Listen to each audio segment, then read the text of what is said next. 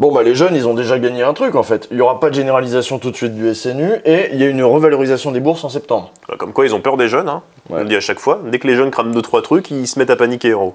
Mais Anes Nadel il est flippant aussi. Moi il me fait peur.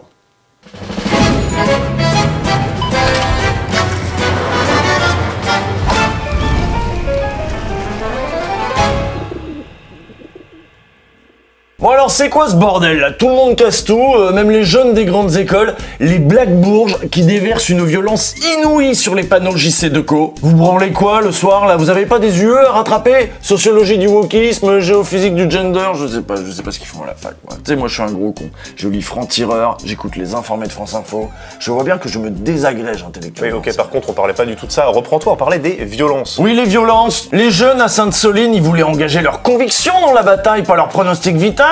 Qu'est-ce qui s'est passé? Qu'est-ce qui se passe avec les Schmitt là? Ils étaient tranquilles pendant des semaines et là, ça y est, les chiens sont lâchés. Non mais attends, avant tout, est-ce que tu condamnes les violences? Je parle de la violence des manifestants, hein, pas celle légitime de notre police républicaine, certes parfois fatiguée, mais néanmoins détentrice du monopole de Max Weber. Oui voilà, on va commencer par là, on va commencer par écouter du Nathalie Saint-Cric. La notion de violence légitime est une notion qui a tendance à se répandre comme si finalement, pour la bonne cause, on pouvait se permettre de faire tout et n'importe quoi, y compris de s'en prendre à des humains. Parce que s'en prendre à du matériel, c'est une chose, mais s'en prendre effectivement à des humains, c'est une tentative d'homicide. Alors on vous rassure tout de suite, Nathalie Saint-Cric va très bien, hein, ne vous inquiétez pas, elle n'a pas émis la moindre critique sur le maintien de l'ordre à la française. Eh ben oui, ce qu'elle a dit, ça aurait pu être pertinent, mais en fait là, elle parle des violences des manifestants. Et donc voilà, c'était pour faire une expérience, comme quoi quand on retourne complètement ce qu'a dit Nathalie Saint-Cric, des fois ça peut faire sens, et c'est vrai que c'est quand même beaucoup plus supportable. Bon, on va essayer de se ménager un petit peu, parce que le sujet d'aujourd'hui, il est compliqué. D'ailleurs, Usul, tu n'as pas répondu à la seule question qu'il faut se poser.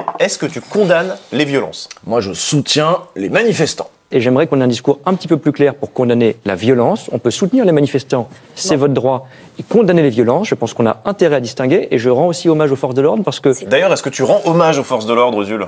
Mais non, là, ils font n'importe quoi. T'as vu Sainte-Soline? T'as vu Loopsider, là, la vidéo? Le média en ligne Loopsider a révélé le 24 mars dernier des enregistrements effectués à l'insu des forces de l'ordre lors d'une interpellation effectuée par la désormais fameuse Brave M, cette brigade motorisée qui déambule dans Paris pour arrêter des jeunes au pif parce qu'il y a des feux de poubelle. Ces enregistrements sont accablants, on y entend des humiliations, des bruits de claques et des menaces. Tu sais pas, en plus t'es sur Paname, tu fais trop chaud, tu traînes, moi te choper, tu vas rien comprendre. Ou ben même si tu veux, je vais te choper, hein. J'enlève ça, pas de soucis. J'enlève même ça parce qu'après tu vas encore dire que j'avais des coups d'hier et que je t'ai mis une manchette. Notre violence, elle a le monopole légitime. Le monopole de la légitime. Je peux te péter les dents, c'est écrit dans la sociologie, j'ai le droit. Force de l'ordre. Mais t'inquiète pas que la prochaine fois qu'on vient, tu monteras pas dans le car pour aller au commissariat. Tu vas monter dans un autre truc qu'on appelle ambulance pour aller à l'hôpital. T'inquiète pas. Nous, en tant que police, nous avons le pouvoir de convoyer les individus en direction d'une unité de soins de proximité ou même d'un CHU. Alors j'espère que tu as ta carte vitale, espèce de grosse merde. Ouais, c'est mon collègue, il connaît plein de mots, attention, hein, c'est lui qui invente les procès verbales. Hein. Donc t'es pas content? Outrage à agent. Outrage à agent et rébellion de surcroît. Oh, de surcroît, elle est bien celle-là aussi. Hein. Il est fort. Bref, tout cet échange a un peu choqué les gens. Enfin, les gens qui savaient pas encore qu'on recrutait ce genre de gars dans la police républicaine. Le problème, c'est qu'apparemment, impossible d'identifier ces gars. T'imagines, l'inspecteur de l'IGPN, il arrive dans le bureau des flics et il dit « Ouais les gars, on cherche un mec, il parle un petit peu comme un mec de génération identitaire, il est raciste, il est violent, il menace des gens. » Vous voyez lequel c'est? Bah c'est-à-dire que ça correspond quand même à beaucoup de signalements, hein. Ici c'est pas la police scientifique, mais c'est pas non plus la police littéraire. Vous avez l'embarras du choix, brigadier. Alors ils n'ont pas été identifiés formellement. Le préfet de police a cependant dit tout à l'heure à la conférence de presse qu'il ne serait pas engagé à les manifestations de demain. Il y a eu 17 enquêtes de l'inspection générale de la police nationale diligentées. Comment ils peuvent ne pas être engagés s'ils n'ont pas été identifiés? Par de la section. Après, il y a les hommes dans la section. Sauf que Street Press est allé vérifier, et quelle surprise, l'unité était quand même là, déployée dans Paris. Il y a même une petite photo. Notre champion, là, celui que vous avez entendu, il a pu aller se défouler à l'ancienne. Bon, ça c'est un exemple, mais on aurait pu parler de ceux qui flashball dans le tas, de ceux qui tirent des grenades au hasard, de ceux qui foncent dans la foule, et maintenant on en a même qui roulent sur les manifestants avec leurs motos. Ouais, mais on sait pas ce qui s'est passé avant, hein. Ça se trouve, ils ont été provoqués. Vous utilisez le terme provoquer, donc forcément si vous provoquez ce qu'il y a de plus violent dans notre pays qui est l'État, forcément, il va être très violent. C'est comme provoquer un chien très violent. Il va être très violent. Donc après, on peut discuter, vous avez raison. Drôle de comparaison. Alors elle, c'est Laetitia Strauch-Bonnard de l'Express et elle nous explique que les flics c'est comme ça, hein, c'est des fous furieux. Faut même pas les regarder dans les yeux, sinon ils te sautent à la gorge. Et dans le genre contre son camp, elle va même nous dire qu'on vit dans un état policier et que c'est normal et que c'est comme ça, c'est le contrat social.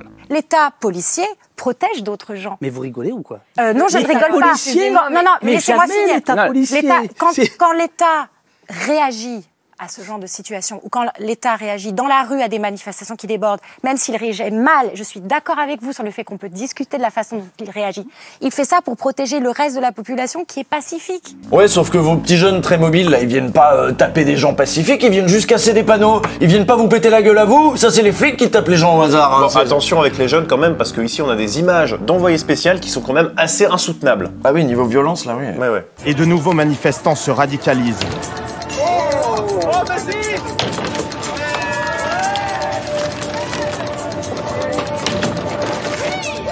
Comme ces étudiants en grandes écoles. Moi, étudiant qui d'habitude a des frissons et ne peut pas regarder des films violents, je me retrouve dans la rue, tellement en colère, que je pense que la violence est malheureusement nécessaire. Par contre, c'est un peu dangereux quand même, toute cette violence, hein. Et voilà, tu t'es fait mal. Et puis c'est aussi et surtout dangereux à cause de la police. Ces jeunes-là, ils prennent de vrais risques, car il semble que depuis le 49.3, la doctrine en matière de maintien de l'ordre a évolué, et pas en bien. Il y a eu un changement de doctrine qui n'a pas tenu jusqu'au 49.3, lundi soir, quand j'étais dans les rues, où là on a vu quantité de jeunes manifestants, de badauds, être arrêtés abusivement, arbitrairement, de faire 20 heures de garde à vue, des jeunes filles qui ont témoigné hier sur le parvis de l'hôtel de ville, qui témoignaient qu'elles ont été nues dans un commissariat, qu'on les prend en photo, piercing par piercing, tatouage par tatouage, avec des commentaires que vous imaginez.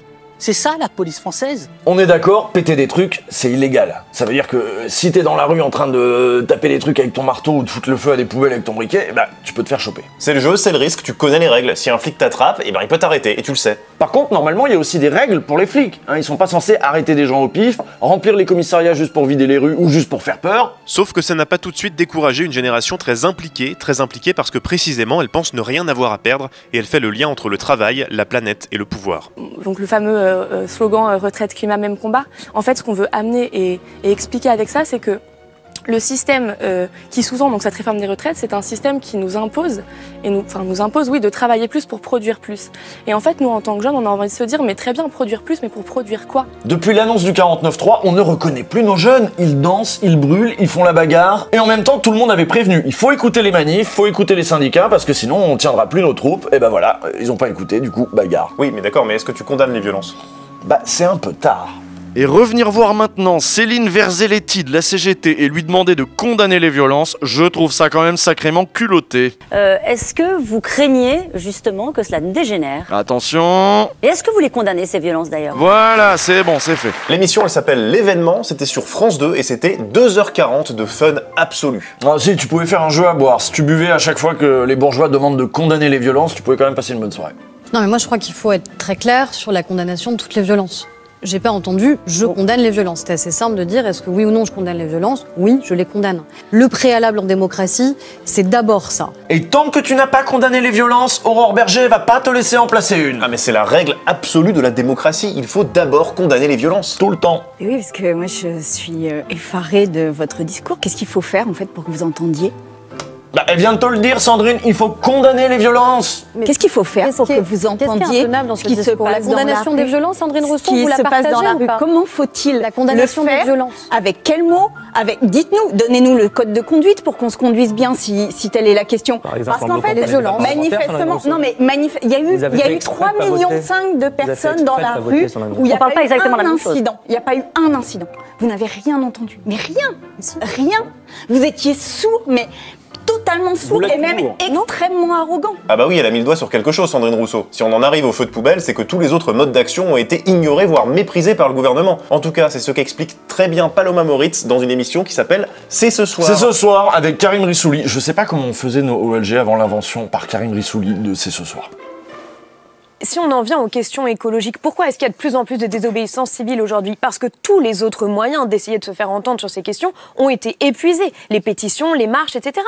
Et là, sur cette réforme des retraites, il y a quand même une volonté. Est-ce que je peux juste dire un mot sur cette réforme des retraites? Il y a eu une volonté de dialogue. Les leaders syndicaux ont demandé à être reçus à l'Élysée. Ça a été refusé. Donc en fait, à tous les endroits où il y aurait pu avoir un débat, où il y aurait pu avoir un dialogue, il n'y en a pas eu. Donc le seul endroit où il peut rester une sorte de dialogue, c'est dans la rue, et il est de plus en plus empêché par les violences policières. En ce moment, c'est ce soir en plus, c'est leur meilleure saison. Hein. Les plateaux, c'est n'importe quoi. Les invités, c'est formidable. Bon, Karim, il commence à être un peu à cran, ceci dit. Prononcer un mot. Je laisse répondre David Dufresne. Non, s'il vous plaît, alors. Non, je laisse répondre David Dufresne là-dessus, s'il vous plaît. Mais oui, mais j'ai une question. Oui, d'accord, mais Mais au moins, dans cette émission, il y a un minimum de sérieux. Oui, puis il faut, parce que sur le sujet de la police, des violences, des black blocs, ça devient très vite n'importe quoi. On a une organisation des black blocs, qui est toujours un peu compliqué, l'extrême gauche qui communique sur le dark web. L'horizon de tout ça, c'est la guerre civile, évidemment. Alors, vous comprenez, on est dans une situation politique très instable. Nos démocraties sont menacées par des gens qui ne se rendent même pas compte, qui sont manipulés, à mon avis, en partie, parce que via les réseaux sociaux, il faut voir comment les trolls russes se déchaînent en ce moment. Voilà, les jeunes dans la rue, là, ils sont manipulés par les Russes et les Chinois, selon le complotiste Brice Couturier. D'ailleurs, tout ça, c'est de la faute aux réseaux sociaux, et ce n'est pas sa collègue de franc-tireur qui le contredira. Les réseaux sociaux, énormément, mais un point dont on n'a pas encore pris la mesure vraiment, David, parce qu'on a vécu une révolution technologique, qui est une révolution cognitive, qui est une révolution de la politisation, de la socialisation, des représentations. Caroline Fourest va même plus loin. Les jeunes sont en effet manipulés, mais attendez de voir par qui. Beaucoup ont été, pas tous, mais certains par exemple, ont été influencés par ceux qu'on appelle aujourd'hui les influenceurs, qui sont rentrés dans la bataille sur la réforme des retraites dans la dernière ligne droite, comme Seb Lafrite ou Léna Situation. Je vous cite des noms, je ne sais même pas de quoi je parle, mais... Ah non, mais vas-y, Caroline Forest, c'est pas parce que tu sais pas de quoi tu parles qu'il faut te taire. Développe un peu sur les influenceurs, moi ça m'intéresse, vas-y, qu'est-ce que t'en penses? Ce sont des influenceurs qui ne sont pas justement les quelques traits politisés qui peuvent exister, ce sont des influenceurs qui essentiellement racontent leur vie, parlent de leur life, comme on dit, parlent de la mode, vous racontent ce qu'ils mangent. Alors, je ne sais pas si on avait une discussion avec eux, si sincèrement ils connaissent bien le contenu de la réforme et ses enjeux, donc on ne sait pas trop non plus si ceux qu'ils influencent connaissent bien les enjeux de la réforme. Voilà, il n'y a que Caroline Forest qui a le droit de parler de ce qu'elle connaît pas. Vous avez compris, les jeunes? Bon, on va passer à autre chose, t'es encore en train de t'énerver. Non, moi je veux des experts, je veux des analyses, je veux comprendre, je veux Alain Bauer. C'est qui est dans la rue, Alain Bauer? Explique-nous, expertise. Que justement, c'est pas l'ultra-gauche, c'est pas l'ultra-droite, mais c'est plutôt ce que j'appellerais l'ultra-peuple. C'est-à-dire une agrégation de toutes les rageux, de toutes les rages. Voilà, on n'a qu'à dire que c'était le dernier. Les rageux de l'ultra-peuple, non mais vous vous rendez compte? Et tiens, et si on descendait encore d'un cran niveau analyse? Non, mais on peut aussi passer à autre chose. Et puis non, on va y aller. Alors attention, là on arrive à un niveau, on est à peine au-dessus d'Elisabeth Lévy. Attention, là on n'a plus pied. Donc on est effectivement dans un saut dans l'inconnu et probablement est en train de payer, alors ça c'est un poncif, hein. Je ne vais pas non plus vous révéler des trucs, c'est que le côté manque de gens pour encadrer, c'est frappant ce soir, il n'y a pas un PS. Tout le monde s'en fout du PS, Nathalie, tu nous parles depuis les années 90, ça n'est absolument pas pertinent. Tu pourrais laisser ta place à des gens qui savent un peu de quoi ils parlent, qui comprennent... Bon, je pense que les gens ont compris le propos. Il y a aussi, comme Olivier disait ou comme vous le disiez tous, c'est-à-dire cet égalitarisme français qui fait que même si ça ne change rien de taxer les riches, comme on dit, à 90%, parce qu'il n'y a pas assez de riches, très riches, pour aider les pauvres qui sont plus nombreux que tout le monde, on se dit quand même que ça serait bien, l'idée que votre voisin soit aussi enquiquiné que vous est quelque chose qui rassure en France. C'est trop pour moi, là je dis 5 rics d'émission. C'est pas possible ça, en plus regardez, il y a cette pauvre Salomé Saquet, s'est retrouvée là entre Caroline Roux, Olivier Babot et Gaspard Koenig, c'est horrible la pauvre. Et on est sur le service public, on est dans un moment de crise et la meuf elle arrive, tout ce qu'elle dit c'est bah oui les Français ils sont comme ça, bah ils sont jaloux, on n'aime pas la réussite dans ce pays. C'est incroyable de médiocrité. Et cette meuf a dirigé le service politique de France 2 et on peut la voir sur France 5, sur France Info, on la voit partout, je peux plus la voir moi. Prends ta retraite Nathalie, garde tes analyses politiques pour l'apéro, fais comme les autres tatas gênantes, voilà, tu gardes ça pour les moments en famille, on t'en voudra pas, bon, écoute, tu dis des conneries, on peut t'ignorer. Usul, j'ai appelé quelqu'un d'un peu plus sérieux parce que là ça devient n'importe quoi, donc s'il te plaît tu peux te retirer du plateau et puis on va faire quelque chose d'un peu plus posé, voilà. On va finir de façon un petit peu plus posée. Merci à Jean Massier d'être venu pour nous fournir une analyse à tête reposée, un petit peu loin du brouhaha des invectives. Première question, Jean, est-ce que tu condamnes les violences? En fait, les violences, elles commencent à s'exprimer dans la rue à partir du moment où les institutions sont incapables de jouer leur rôle de canalisateur du débat politique, avec des arguments, avec des mots, etc. Et d'ailleurs, ce qui est super intéressant à voir dans les débats parlementaires, c'est que l'utilisation d'un outil qui est censé être un truc de sortie de crise, comme le 49.3, qui est censé apaiser le débat politique, devient un générateur de crise politique. Et le vote, qui est censé être le juge de paix dans une démocratie, on se retrouve dans une situation où il n'y a pas de vote à l'Assemblée, il n'y a que les sénateurs qui font un espèce de bout de travail sur les amendements, sur les institutions, etc. Et on arrive à un moment de blocage complètement absurde où c'est normal qu'il n'y ait plus que la rue qui s'exprime, quoi. D'accord. C'était bien chiant. Ça va mieux? C'est bon, je suis calmé, je fais ma voix off de fin. Bon allez, là on va même mettre une musique un peu grave parce qu'on va dire les vrais gros mots. Est-ce qu'on est en train d'assister à une poutinisation de la Macronie? Nos voisins sont en train de s'inquiéter pour ce qui se passe chez nous. Eh bien ici, les commentaires, c'est vrai, sont très sévères et ciblent principalement Emmanuel Macron. Le déficit démocratique de Macron, écrit notamment le Spiegel. Macron se comporte comme un souverain absolu, écrit le Frankfurter Allgemeine Zeitung. Écoutez maintenant cet édito d'Alba Ventura sur RTL. C'est en entendant ça que j'ai vraiment pensé à Poutine, parce que j'imagine que c'est à peu près ça qu'on doit entendre sur les chaînes d'État russes quand Poutine se fait traiter de dictateur par des forces de l'étranger. Il y en a assez d'Amnesty qui ne juge que le recours à la force et pas la dangerosité des manifestants violents.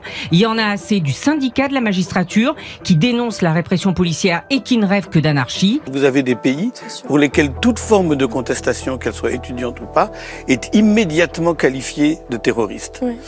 Ça fait vraiment partie de cette culture de la peur et de l'ennemi dont je parlais tout à l'heure.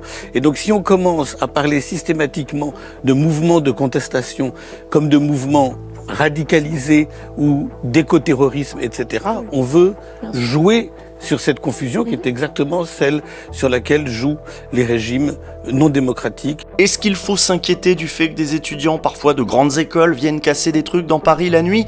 Oui, sans doute, mais il faut se demander pourquoi. Ils ont beaucoup à perdre, pourquoi ils font ça? Ce sont pas des terroristes, des illuminés. Pourquoi ils s'exposent comme ça à la violence policière? Qu'ils soient mobilisés pour les retraites ou pour la planète, ce qui les rassemble et les motive, c'est sans doute le sentiment d'être extrêmement mal dirigés, d'être maltraités par un régime qui ment, qui manipule et qui violente les oppositions. Un régime à bout de souffle, la 5ème République, un régime inventé en 58 à la suite d'un coup d'État, dans un contexte de guerre civile, par un pays qui trouvait encore tolérable de donner autant de pouvoir au chef de l'État, un militaire auréolé du prestige de la résistance. Bon, il y avait un esprit que moi je trouve pas génial sur le plan démocratique, mais un esprit aussi plébiscitaire des fois. C'est-à-dire que face au constat d'un blocage ou d'un doute sur la légitimité, le général de Gaulle, qui est quand même un des concepteurs de ce régime, eh bien, avait le réflexe de dire on retrempe sa légitimité dans l'onction populaire. Et en fait, on a des présidents qui ont gardé la monopolisation du pouvoir que permettent les outils de la 5e sans jouer de cet aspect plébiscitaire. On peut faire le même reproche à des prédécesseurs, d'ailleurs, ce que juste Emmanuel Macron, Jacques Chirac aussi. À l'époque, la France était rurale et les enfants de paysans devenaient paysans. Leurs enfants peut-être ont fini par avoir le bac et les enfants de ces enfants aujourd'hui font des études supérieures, montent à la ville et se sentent insultés quand on les prend pour des cons, quand on les infantilise. On ne peut pas gouverner ce peuple-là comme on gouvernait jadis. Je le redis, ça ne passe plus. La violence, le mensonge et l'arrogance du pouvoir sont d'un autre temps. Ça ne passe plus. Il n'y a pas eu de clarté sur la réforme des retraites. Moi, j'ai l'impression qu'on va avoir un générique des années 1980 là. Et puis pourquoi? Qu'est-ce qui est une première force politique qui est à l'ancienne dans ce qu'elle dit? En fait, il n'y a aucune espèce de prise de conscience de la situation dans laquelle nous sommes, et il n'y a aucune espèce de prise de conscience que nous sommes à la fin d'un modèle économique, d'un modèle tel qu'il fonctionne. C'est un slogan, ça, Madame Rousseau. C'est pas votre proposition. On ne peut pas continuer comme ça. C'est quoi votre proposition à part les barbecues? En 3 petites années, qu'est-ce qu'on a vécu pour des gens de ma génération qui ont vécu dans quand même une relative quiétude dans un petit pays occidental paisible depuis ma naissance? Les gilets jaunes. On se tape la pandémie, on se tape le retour de la guerre sur le continent européen avec la montée des autocraties, le péril et la catastrophe climatique. Et face à ça, moi je suis pas naïf, il va falloir non seulement de la solidarité mais aussi de la discipline collective. Et je pense qu'on n'obtiendra aucun de ces 2 piliers en gouvernant de cette façon. Qu'est-ce qui s'est passé à la sortie de l'élection présidentielle et législative dont M. Macron aurait dû tenir compte? On a une France qui est divisée en 3 blocs. Le bloc central libéral qui s'effrite, le bloc d'extrême droite, le bloc de gauche. Il aurait dû faire preuve d'humilité, se demander comment on allait construire ensemble ce pays-là. À la place d'être le garant de l'unité de la nation, en cherchant ce qui va pouvoir nous rassembler, ce qui va pouvoir nous unir, qu'est-ce qu'il vient mettre? Il vient semer les brandons là-dessus. Dans un reportage que France 2 a publié, a diffusé l'autre jour, c'était fascinant. On a fait un reportage sur France 2 pour savoir ce que pensaient les électeurs d'Emmanuel Macron.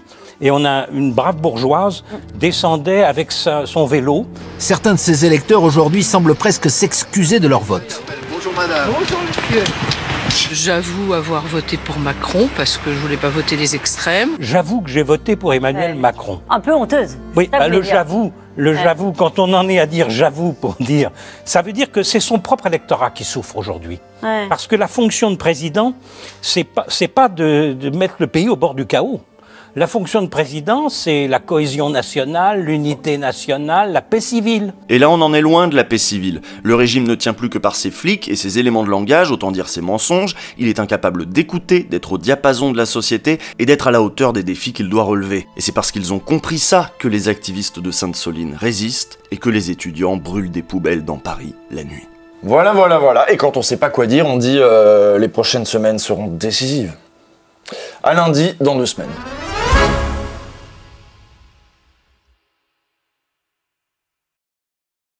T'as vu, il a dit que j'étais chiant.